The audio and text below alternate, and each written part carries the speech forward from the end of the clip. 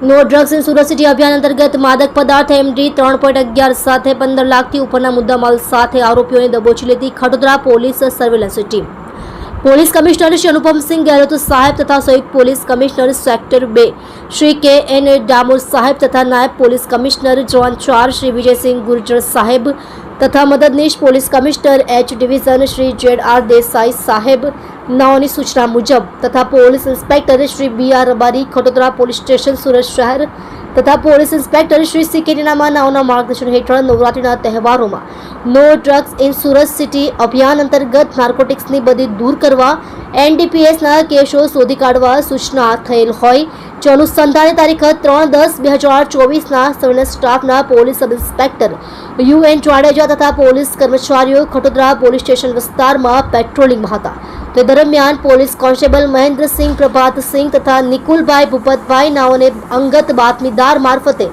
બાતમી મળેલ કે ઉધના મગદલ્લા રોડ નવજીવન સર્કલ પાસે એક કાળા કલરની અલકાજર 4 વ્હીલ ગાડી નંબર GJ16DG7077 વાળીમાં એક ઈસમ MD ડ્રગ્સ રાખી વેચાણ કરે છે અને હાલમાં તેની ગેરકાયદેસર MD ડ્રગ્સ વેચાણની પ્રવૃત્તિ ચાલુ છે